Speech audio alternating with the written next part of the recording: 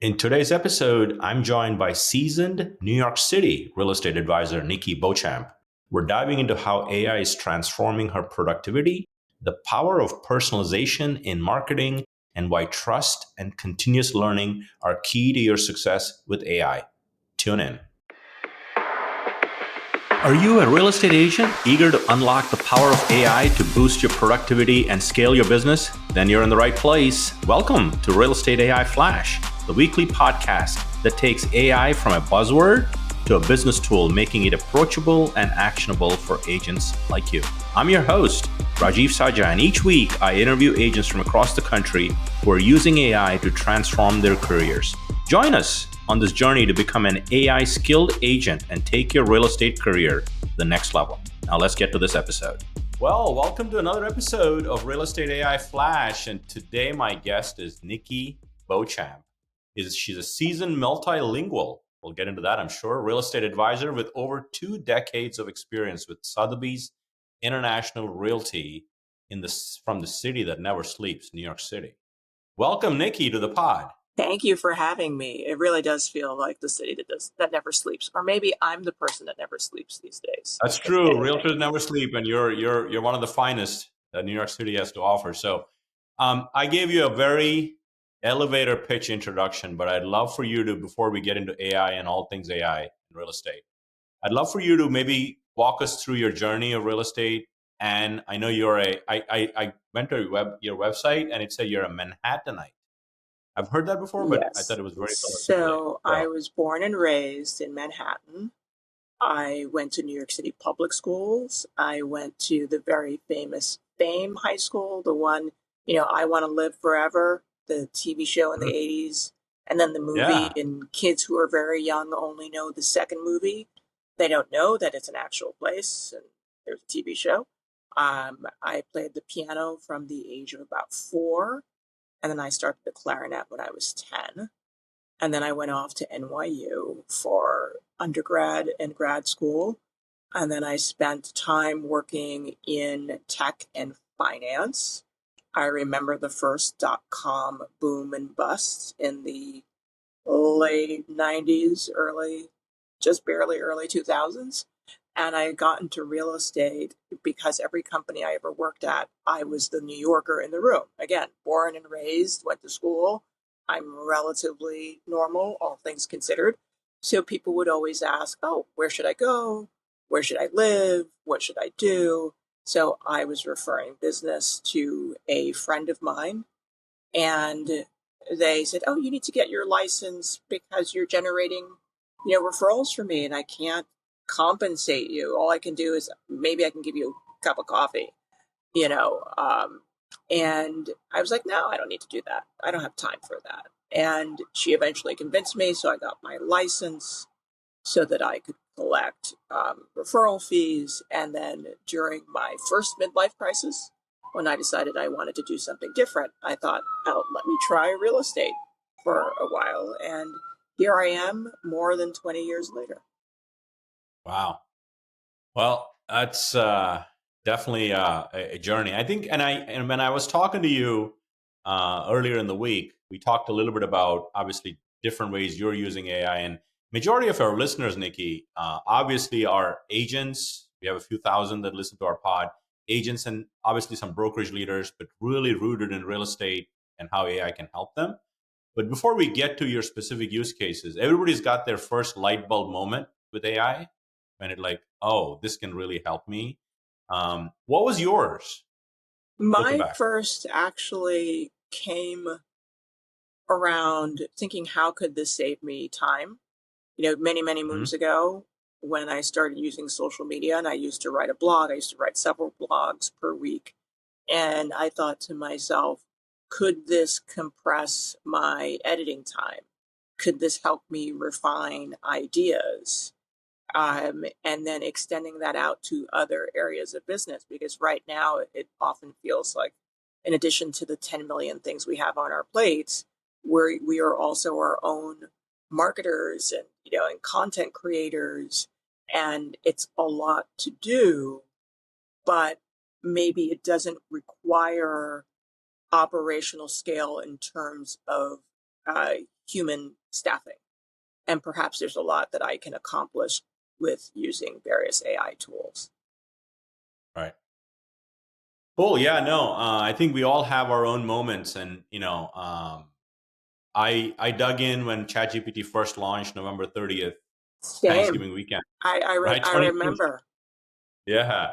For most people, it was like another Thanksgiving weekend. For me, it was like, looking back, it was probably transformational in terms of the journey we're on and how AI is going to influence our productivity and everything we're going to do.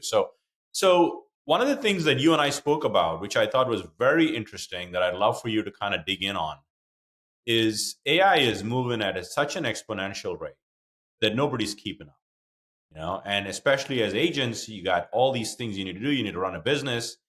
How do agents begin to sort of integrate AI into their businesses to realize small yet noticeable productivity gains?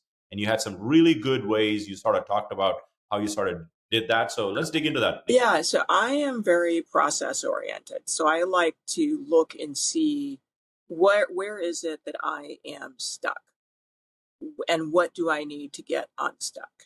And for me, a lot of it comes around refining and thinking and editing. And I thought to myself, I'm pretty good with words, but if I can write the skeleton of one concept and then take it to whatever my AI of choice is and ask for different framing. So frame this question or this paragraph to appeal to sellers. Okay, let's frame that to appeal to buyers. And it can help me to kind of think through instead of spending 16 hours trying to create 4 paragraphs.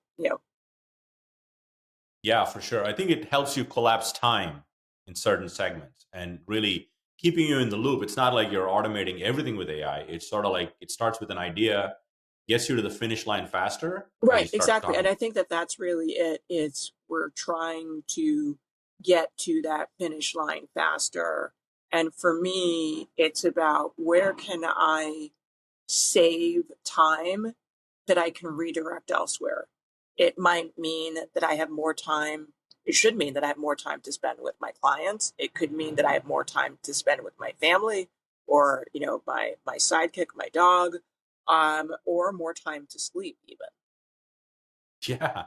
And it gives you the gift of time. I've sort of, put it into use in specific aspects of my work, even working with the podcast. I've have a custom GPT that most of our listeners are aware of what it is. I built one for podcast prep. And so I gave it, my guest today is Nikki Beauchamp, and here's her website. I give her our LinkedIn profile. Right. Gives me a one pager on your background as it relates to our podcast mission, and some potential interview questions. And it's also great for meeting prep. Like I've used it in Oh, a similar definitely. way when I am preparing to meet a client. Yeah. And, I have asked it to sort of cross-reference the client with B, because maybe there's something I've missed, and it helps me to then frame the conversation in a Oh, better yeah. way. Yeah, for sure. For sure. So you talked a little bit about collapsing time, doing things faster, especially because you mentioned blog posts and social stuff. Any other Yeah, areas blog posts, social, your email marketing and newsletters. That is probably my favorite place where I use it, because I will Yeah. write one idea and one concept, and I am my email marketing is very, very hyper focused. So, but I'm essentially talking about the same thing. Yeah. So how does the quarterly market report relate to sellers, and what does it mean for seller opportunity? Okay, what Yeah. does it mean for buyer opportunity? What does it mean for investor opportunity? Because at the end of the day, I want to engage in marketing that appeals to my ideal client base to get them to engage with me so we can have a conversation. Yeah, 100%. And you've been in the industry for a couple of decades, as you mentioned. I mean, I think marketers struggle. Most agents are not efficient marketers or professional marketers unless they kind of grew up with that skill. Marketing seems to struggle with one to many, but if you can use AI to do one to one with your ideal client profile, you're sort of really connecting with personalization at scale. Yeah, In it's terms the of personalization at scale. I mean, so I will go into my CRM and I will send. I love using my CRM to scale one message to many people versus doing it through my email marketing platform, yeah, right? So I will take that one message and say, okay, I'm sending this to 100 people, but let's tweak each one. And so I do that I write the message once, then I can go in and I can customize for each person as I need to, and done. Tweak, scheduled, done. So yeah, something that would have taken me dozens of hours to send out 100 direct messages, I now have done in minutes, not hours. yeah. No, I think, and you and I spoke about this earlier on when we were preparing for the podcast. There's CRMs in the real estate space. I believe AI is going to get a lot closer to systems we use, Yes. right? And you mentioned Close, Bold Trail. There's all these systems that are available, and all of them are integrating AI that come closer to your use, so you don't have to go out And I to think that kind of get it. that's the challenge, is that as more of these tools integrate AI into the Yeah, process, it becomes invisible to you as the agent. So I think a lot of the challenges people have is, wait a minute, I have to go to Copilot and then copy and paste, or Chat GPT and copy and paste. And yeah, that becomes a friction point. So when that friction is yeah, eliminated or 100%. minimized, then Yeah. it just becomes part of what you do. Yeah, definitely. And I think that's where I think some of these, if you are even not using a CRM and you're just using email for communication, most people, like, we're a Google company and we've sort of turned on Gemini. Right. So now it's fully integrated into that ecosystem. But to your point, if you're operating in the CRM, you don't need to kind of move to different systems to kind of do stuff. The more simple it is, more integrated it is, the more user friendly it's going to be for agents to embrace it. You know? Um, any other use cases, Nikki, that you sort of feel like it saved you time? A little bit of data analysis, and I happen to be a little bit of a data geek. That's my Yeah, background, like literally statistics and economics. But again, to give myself a little bit of an edge in just the iterative process, where I might have spent hours on something, I can now spend, you know, I can spend an hour or a half an hour instead of, 4 hours. yeah. And I think AI does a lot of things potentially, but one of the things it does, it can recognize patterns and analyze data like And nobody's I business, right? think that that's a great potential tool for someone who maybe doesn't feel as strong in the data analytics space. So Absolutely. you can ask it the questions so that you are getting the answers that are supporting what you may intrinsically and instinctively know from your experience. And I think that this has the potential where, many years ago, everybody is trying to, okay, I need to add people to do these things for me. And now there are many Yeah. things that it is more cost effective to invest in a tool, to use a tool that's already part of this, what you're being provided or what you have, or Yeah. to invest in that tool than to, you know, hire someone. Yeah. No, one of our upcoming podcasts is with an agent that said, I needed help with a part-time assistant or someone that can do some of these things for me. And she decided to dig into AI head first, and she went to the $200 subscription on ChatGPT per month, the pro one.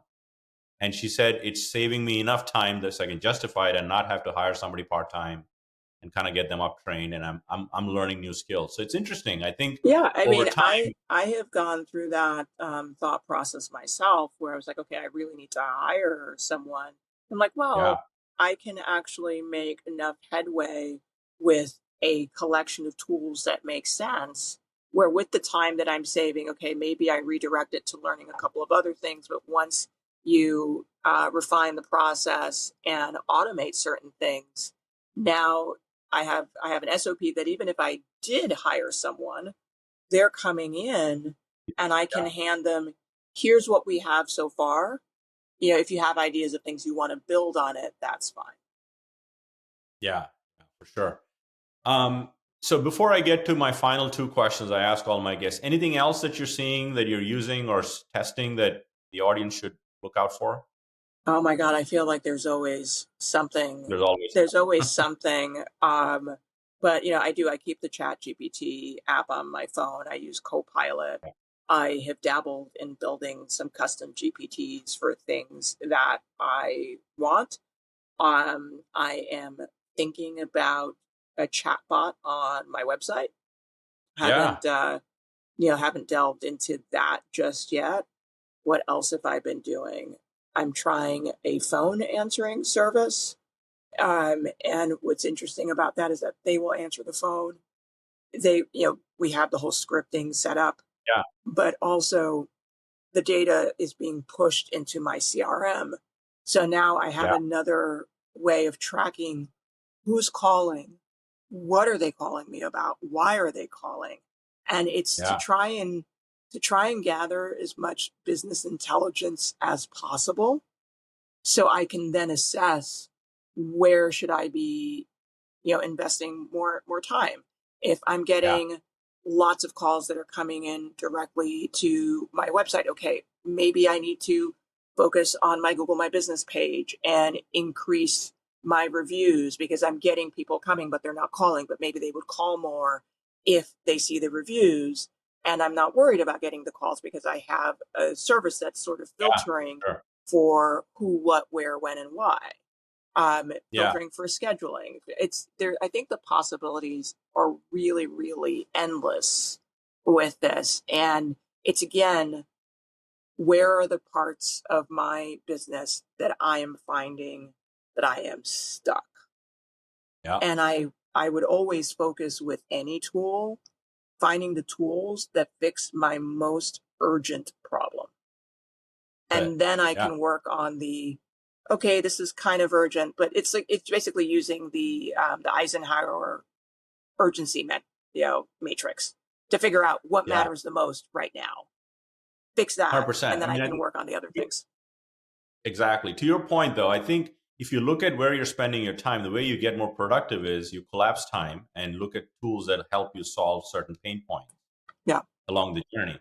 And being a data nerd in a way compared to most real estate agents, I think you'll really enjoy building a custom GPT for market analysis for you. But let me pivot to the last two questions I'd love to ask my guests. This has been actually a lot of key takeaways, I'm sure, for people listening. So you've been in the industry for 20 years. If Nikki were to start the business today as a new agent, or just looking back, what would be the one piece of advice you'd give people listening to the pod that can help Um, find find the right ecosystem for you. Find a great mentor. Invest them? in your education, and frankly, be willing to roll up your sleeves and do the work. And sometimes it's all the stuff that is not highlighted on all the TV shows. This is grueling work. And if there are agents in your office who are offering you opportunities, take the opportunities, because working on what you may feel is something that is not worth it to you. What is happening is that when you say no to that, you have you have put yourself in a certain frame with that agent.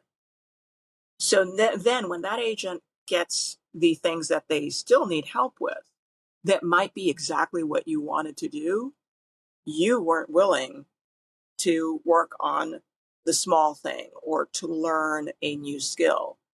And I think that that is something that is a huge industry problem. Everybody wants to be like, super luxury influencer. And statistically, that's just not possible. It's not possible. The luxury market is such a small segment of every market. And if you think of that in relation to how many people are in the market and the traits of people who are transacting, like, it just doesn't make sense. And just work the ladder. It's a ladder. Just it's not rocket science. It is hard work, and just work through the process. Great advice. Great advice. I mean, the power of experiences, it's from coming from somebody else. Wisdom is, somebody else's experience that you can apply to yourself. And that was a lot of good takeaways there from your lesson. So final question. I don't know if you're more of an Audible book person, podcast person. So if you had to pick one that has been very influential in shaping you, Nikki, what would that be? I love books. I go in and out of audiobooks, probably because I walk almost everywhere, and I should really be paying attention to my walking more than anything else. But one of my favorite books is The Speed of Trust. And it's by Stephen Covey, the son, not the father. Got it. And it's an incredible book. And to me, trust has to be earned. There isn't an app for it. And positioning yourself as that trusted advisor that is the go-to for your clients for all things, not just real estate, but we live and work in our communities. So we can really be that resource that people call for everything. But if they don't trust you, it's not really going to go anywhere. And by the way, we can all see through the phoniness. So it's being who you are and leaning into that for sure. But The Speed of Trust, I go back to it almost every year. It's a great book. Wow, that's a great suggestion. We've done 60 plus episodes now, and that book hasn't come up, so I'm going to add it to my list. Nikki, this has been fun. We've known each other on social media forever, it seems to me. Forever. We probably met at an Inman a million years ago. Feels like much longer these days because, It sure does. But I'm so glad we could connect and have you as a guest. And this has been incredibly valuable. And I look forward to seeing you in person real soon. Yes, sometime. In person real soon sometime for sure. Yeah. Thank you for being on, Nikki. My pleasure. You made it to the end. Nice. My goal with this podcast is to elevate your AI skills every week. If you found value in the show, your goal is to follow, share with a fellow agent, subscribe to our YouTube channel, and leave us a review as it helps us reach more agents like you.